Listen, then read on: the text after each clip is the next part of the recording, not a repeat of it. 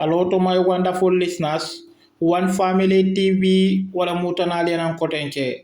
Isa by Faal atale moti meyalon ko adiamuta interview doto de atande ko ilaftala karakter tinyala de pour 2026 akana lo no politiko la de carte fo meyalon ko wala kana Gambia banko nin kande ako modol be je men yalon ko ikafa ko Isa by Faal man lafi mandin ko la de meyalon ko ala interview to ay kuma jama fo jere bar minala ni interview plela na lamayani hakilola mbadi ngolum kana alamay anin jusola de meyalon ko aba fo kan ka tandi ko modol be je ilaftala karakter tinyala drum because of monemo pour carte fo mi yalon ko be kala 2026 nina akala no jojede e ka fo ko amal lafi mandin ko la ako atlafta si bella Gambia banko nin kan ataman si bondi si kono mi yalon ko wala mu Gambia banko nin kanti oto mbadi ngolu anna Isa bay faltan na lamoyani hakilola nkana alamoy anin jusola de yo Mariam e men fo wala mu adun science and na information men fo so nyamira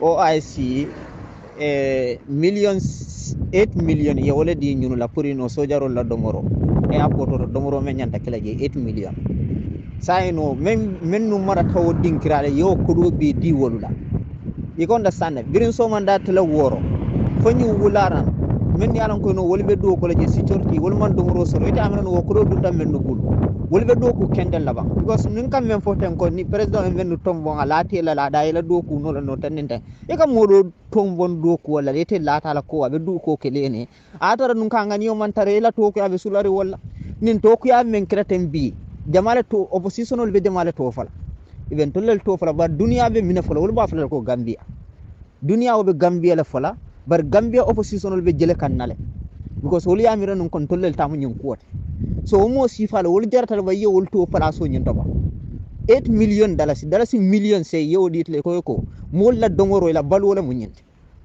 fo jan nem programme o nyimbe ban because me information o dinata na mari be stay house you understand yo 8 million o ditala imon sonna mo la dongoro tale no ka dila wol nin konko e tinya fo journalist ol ko sa adun sama ino kibar kaydol be nyim fala radio tan yo so non bebe ku kilina dum be nyanta men kala ka president ma ko men yalon ko e man la fala todi ala keyi tandi ni ku ka men man beten nafo president wala office ko no man ranyi social media men be kerna nalo ninki walo diya ka bo moyla yo so alma alen so manda be ona be on ke kayro ko na ban kayro ko no would anybody who runs for office would have support, and I am thankful to all those people.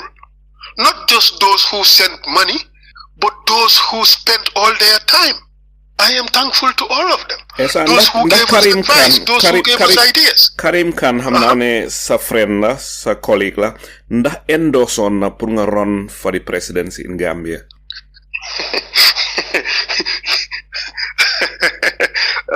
The thing is, hamga yala def na Karim ñewon na Gambia time TRRC.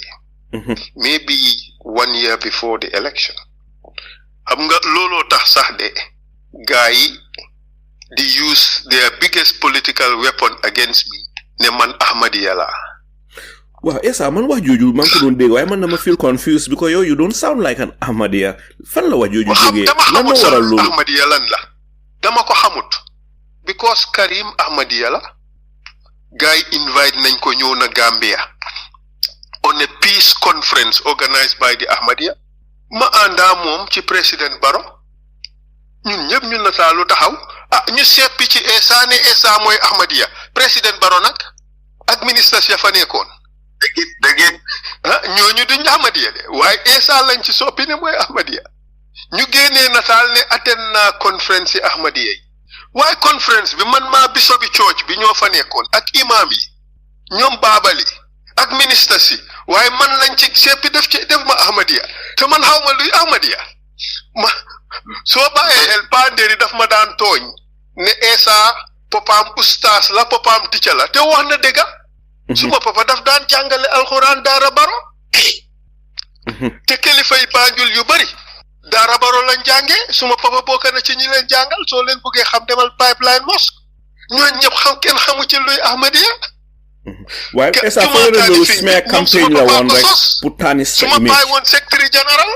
waaye that was a political stunt by dishonest Gambians pour yaxama mooy comme rek fi mu nekk nii di new one bi gaay jël ne Ensa hates Mandinkas boobu tamit wax nañ ko there is no greater insult to me than that accusation but they are doing it for political purposes because they know that Ensa is one of the most viable political opponents come 2026. So they say, let's damage Ensa by calling him a Mandinka hater. Esa ñan nga foog ne ñoom ñooy propagate lii nii gaay NPP nda gaay UDP mainly ci li ma dégg I'm just saying from what I heard I do not have concrete proof of it dañ ma ne ma gaay UDP la te when it's convenient also gaay NPP du ñàkk ñu def ko but xawma ci loolu dara li ma bëgg a tontu rek mooy waxuma ndax kii moo ko def o kale moo ko def li ma bëgg a tontu mooy what I want to say is for anybody to say that Ensa is a Mandinka hater I should ask the question what are you smoking because they don't know me or they deliberately want to obfuscate things and confuse the Gambian people. But let me tell them something about Ensa. My grandfather, Ensa Madike Faal, the man who built 80% of the wharfs from Banjul to Koina, the man who built the Bond Road, Ken Genuko Buga Dekabi, sacrifice him death for Gambia. In fact, Koko lañ warona today Babili Mansa. Because he built 80% of the bridges and wharfs in Gambia. He had 3 Mandinka wives. Sumani jayi. Michibari so select sen yayi so select. So they may Makati. If you go to Makati, my aunts are there. They are Mandinkas. My paternal grandmother, she had very strong relations with the Jame family. In fact, if you go to Serekunda, Pachalao Jame, all his female children are named after members of my family. Because dañ boka, Mam Kumandur ak Mam Kumanjay, ñoo joge ben kër Ñoro. Because suma mam yaayam wa Ñoro la. So suma mam mo judo Gambia, wa Ñoro la. Se mama papa yaayam wa Ñoro la ki jur suma mam. So how can I hate Mandinkas? You come to my father. My father had 8 children. But he also brought up 13 Mandinkas in our home. And he educated all of them. Many of them went to top universities. My sisters, they are married to Mandinkas. So my nephews are Mandinkas. When I was growing up, I shared a bed with 2 Mandinkas, Usman Fati and Almami Jabat. They are all Mandinkas. There were more Mandinkas in my home than there were Wolofs. And in fact, none of them is able to speak good Wolof because my family spoke to them in Mandinka. My mother spoke Mandinka better than she spoke Wolof, even though she is Wolofi Lebu. My sisters speak Mandinka like they are born Mandinkas. My mother has sisters who are Mandinkas. If you go to my house now in Kirseri, 4 people live there, only 4 people. They are all Mandinkas. One is my cousin, Tijan Silla. He's a Mandinka. The other one, Parboy, is Tijan's nephew, my nephew, because he is Tijan's sister, that's my cousin, is the mother. He is Mandinka. Brahma Dinding, he's my personal assistant, he's Mandinka. I have a son who lives in the house. His father gave him to me in 2019. He is Mandinka. I took him to school, I took him to university, I am paying for I am his father. He's Mandinka. I speak Mandinka. If you look at my friends, in fact, most of them are Mandinkas. Why is a following is politically motivated? So how can Ensa be a Mandinka hater? It means I hate almost most of the people around me. That is silly. And that is distasteful. That is haram. You don't do that. But fortunately, I had given a speech at Kerfato, and that speech is trending these days, where I said that tribalism is the biggest threat to the peace and security of our country. You see, part of the work I do is to investigate and prosecute mass atrocity, these big crimes that happen in countries. You know, mostly they happen because of race or tribe. I pray to God that none of these things would ever happen in our country. How can I be a champion of justice for mass atrocity? How can I be a champion of deterrence for mass atrocity, for civil strife, and then I become a people hater? That is so distasteful. And you know what? I am one of the biggest philanthropists in Gambia, thanks to God. I have paid university fees for so many Mandinkas. It's unbelievable. But the good thing is, I don't even know them or know their names. Because I am doing it, not because A is this or Y is that. I am doing it because I am giving back to my society. I don't need to know who this person is. When the demand comes and I can do it, I gladly do it. Sometimes Boer tells me, bro, you don't even know this person. I say, Boer, I don't need to know the person. Who is Boer? Boer is Brahma Dinding. He's one of the guys who is so attached to me. He's my personal assistant. He's a Mandinka boy. He lives in my house. Look, lately, some of these boys who went back way, they wanted to come back home. They were Mandinkas. I paid for them.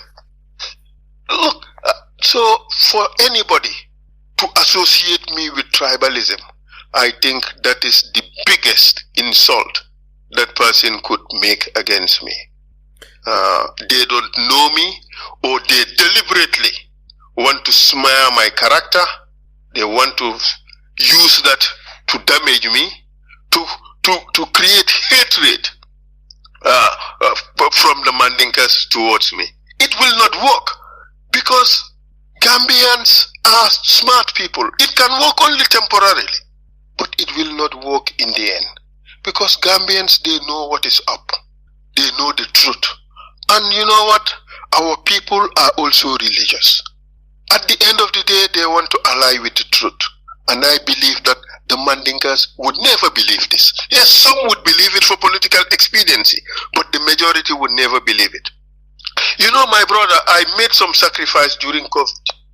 I joined a group of Gambians, raised funds, and helped Gambians all over the country. I led the operation in Gambia. I spent so much of my money. My wife used to tell me, you don't know when this COVID is going to end, but you are just withdrawing money and spending it. Be careful. If your money runs out and this disease continues to ravage the world, then we could be stuck. Esa li sa jabar wax deug la de bala xaliss bi ngecc fekk xamun kañ la disease bi di jeex. Why? But the only thing I was seeing was that Gambians were suffering. I went from Banjul to Basse, from Katong to Koina, helping Gambians. This was during Ramadan, and my team, sometimes we used to close work at midnight. You know what we ate during iftar? We ate mangoes. Only when we get to our base, sometimes 10 o'clock, sometimes 11, sometimes 12, that is when we would eat. But you know what? It was worth it, because I was doing it for Gambians. This is all we have. These are our people. We went to some places, my brother. It's like God sent. The people had nothing to eat. By that time, government had rice. They were packed in silos or in stores. I was the reason why government did that, because they saw me doing it. We helped hundreds of Gambians. And ask everybody. There was no discrimination.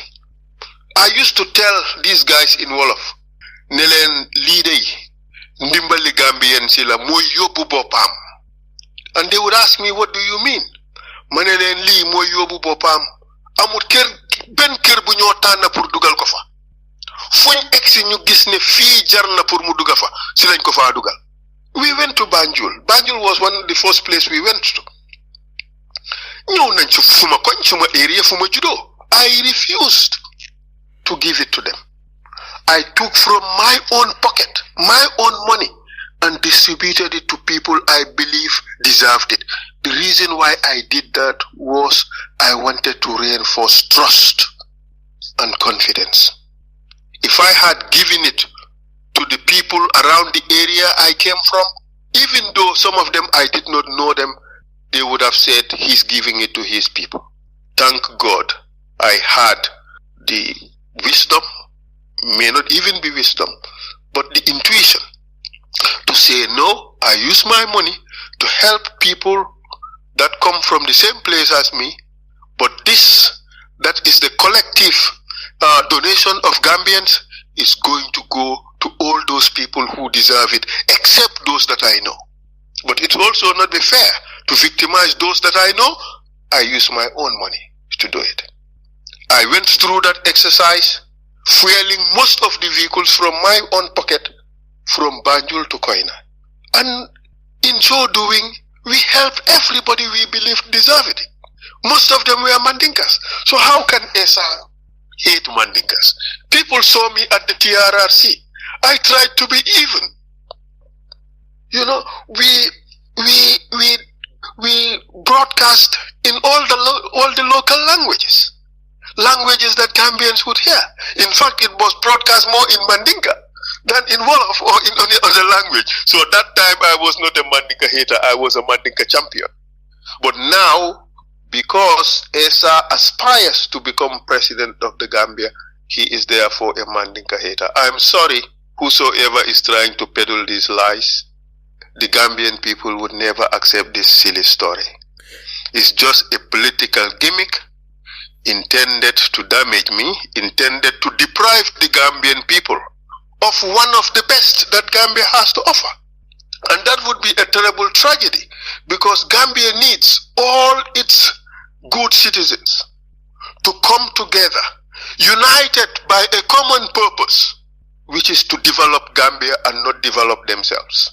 And this is quite profound, because if we continue to leave our government in the hands and clutches of ineptitude, what we have is mediocrity, and therefore we just continue to go down the drain. I don't want to stand idly by and watch that to happen. And that is why I am putting myself in the arena, in the hope and the belief that the Gambians would see that of all this lot, perhaps we have better options. And Ensa could be one of them. It's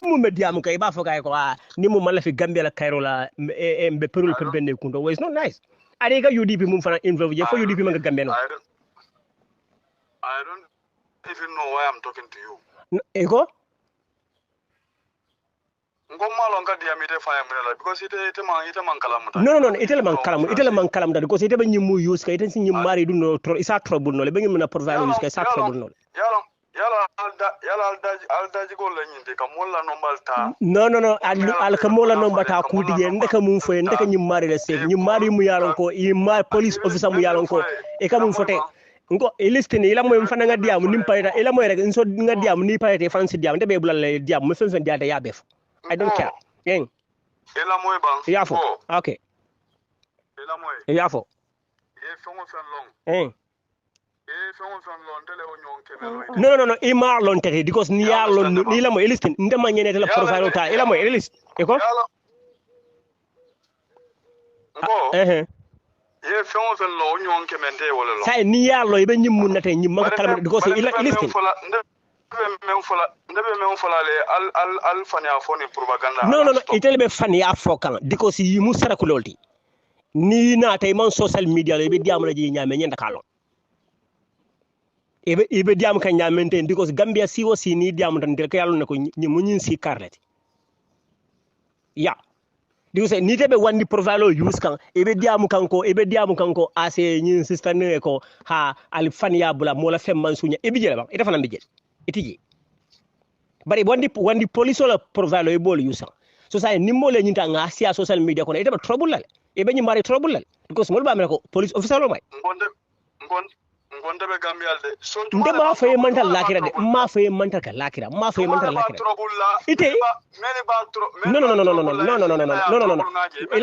ilam kamun fo yalla ni social media is very dangerous mele ba trouble la fintina ya trouble ba ngaje no ilam nko ni boss la soto ilam ba ni boss la soto ado askeno ite da mamman ka a friend idan mamman ka badi ningi na talo sia right now ten momun dam man ba fly ni na talo social media ko is too much so ndeka jela fay ndeka men fo ko ayla moy ba ndeka men fo ko okay you are right okay you dam ndo foje you are right abanda you understand okay wala sikeno ibe fene safela me alonko no e monta fen safela because ite be nyin sister ne nen kanne adi be pero kuma mum fokan wala fa akimante kuma ko men fojan is very very simple no aman simple de e ko nyin sister ne mum fokan man sister fonde ko hani yalon son de la kuma la fana mbela moyela len kana okay afo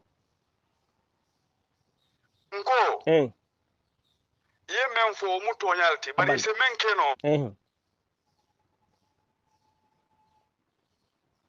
natalo aha e ko ise mun keno ise men keno ka marila natalo ta kala image nyin tanis no image tije itele bala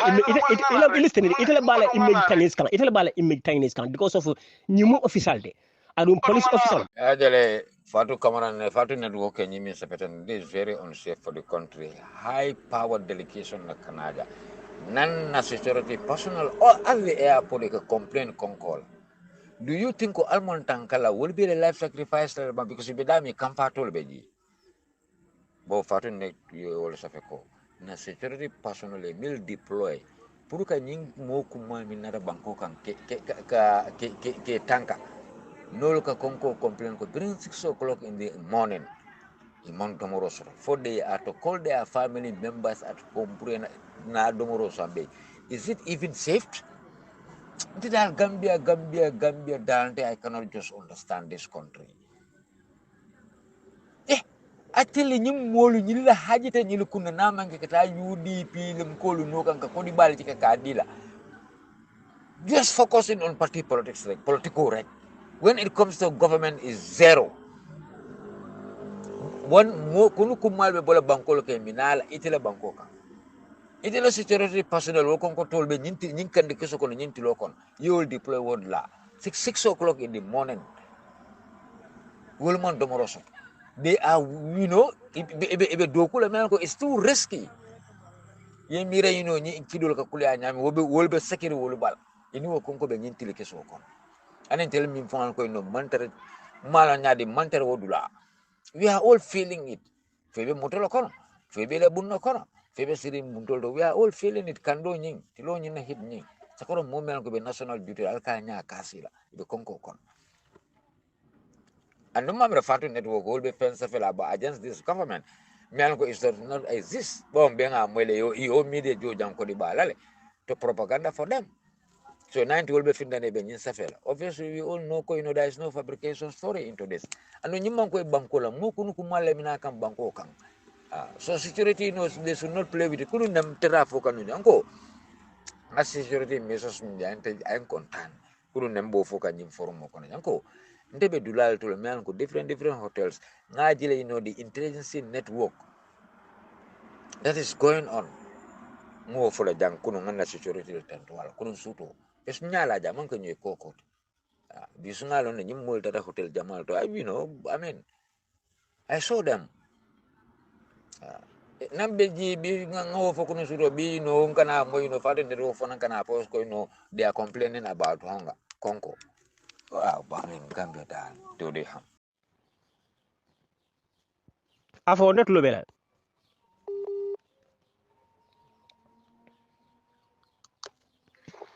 Nsongana. Okay, acha mbe badunga. You understand? Okay. yalla men kumayata kuma kan e kala moyle kuma kan buga do ma kala moyle akela moyle wala kan mbela moy kan wala kan ngile message bela moy kuma kan buga do ma kala moyle okay nde me fo mo jel be nyum groupe ko no hadama de ne kuma fo alon ko a 5 ans kanale okay ite be bumbe fo kan groupe ko na message le nyebe ide be ilam ilistin rek ibe groupe mun ko ila moy ko nyantala fela na banko la ndelle banko ilistin ndelle banko nyin kanu itete bare ni fengo sunya mu yaron ko mu banko la to ko yalde ani wonte to nyati o amma sunya fe man sunya mbe lanko iman to nyafo mamun fo iman to nyafo e fani itele fani afo because of itele fani afo because of fe mun sunya da fo medial be asafe ite ko man to nyafo ibijel ba ndeke de nyinin kale ite bijel ba ite ko nye fani afo e man fen sunya yamere kam men foyte itele malo kam fo itele fani afo ni man fani afo itele fani afo because medial mun ya safe ite man targe medial ya safe so malo hani Senegal la medial ya safe fete molo man to nyafo okay wote itele man to nyafo because Gambia la media ba Senegal la medial be nyun la ka fako ara Morocco ila moy listen Morocco la fenko nyingi ala laptop o fida na mobile ko man ka tonya ita bi jela ni be man sakunda back ni tonya kan ani fenke Gambia la media mu me wason Gambia da mali afo media okay ko wason Gambia ngolo Gambia media kumati wason Gambia wala media Gambia la media aduna fefe vaka tonya media juma media killing to fo mun ke tar yaka illa moy media juma afo alla jarre so o mu yalla ko sloté bala alla ngo say media killing fo say ntlo am media killing fo waso Gambia wala ke tar yaka so findini tar yaka media juma afo rek ndere badum kana say ndeye kol mun ila mo ndeye kol mun wolon ko be nyim police officer mun la natalo fenken kan ibe nyim police officer ba trouble kan ela message yol mamere fama ela message yol ite la message yol mun bondi kam muri baye la moy ba iko ndel be operation mun na science ten wolon ko nimu malafi Gambia la nimu Gambia la jawo be periol pembenne ko ibeni officer trouble kan because mol ba me ko fani officer lo e ko afo Gambia kapero pembe ko to mu kuma kan wolde wala hello assalamu alaikum wa alaikum assalam abayade allo me moy kan ne jumare mbenyade allo alhamdulillah mbeja ko randela ba ite fana mu service marodi ni muso ko nyo saba fay ka fay ko be pero pempendal ko ka Gambia dun ki jo farani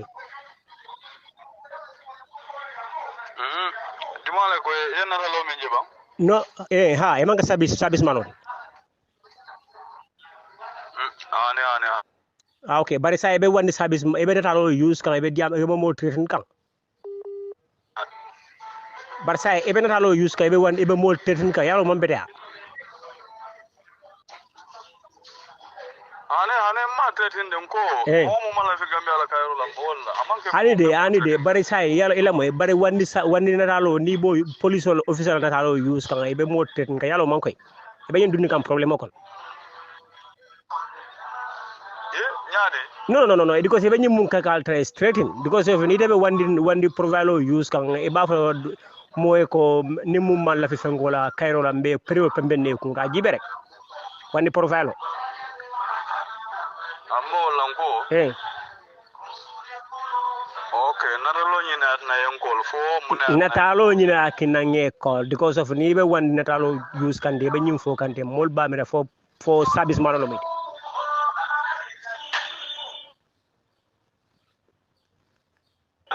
okay sai ila fa fulanya ko service manol manyanto le sofo service mano wo nyanta fula sibliano le ko be pero pembende ko service man jumale be dunna yin groupe ko na idea no service man ko diam groupe ko ni ndeme call ita funo le musa because wandi profile because ko nyim profile mum fenda mankete bari yalon gambia tous mala doata ba ha okay gambia doata nyame ni reka dun groupe ko ni la nyaan e si service man ko diam groupe ko bari mo bu kalon service man lo meti because mo bu kala profile je e si diam no jele ta wonde problème wot par ça ni de profile be tala mobile re be document le ba traité na jibe rek mammo nga jumale kuma nga traité iba foka nyi muso mu yeko ni mu mala fi gambia la kayro ma periol pembende kuntu ide jumal je mu mala fi gambia kayro ko ni mala fi gambia la fo ite dum what is wrong with you ide al ne ko ide gambia dinglati so say muso ni ko trade say no mo nyande mu ne fole say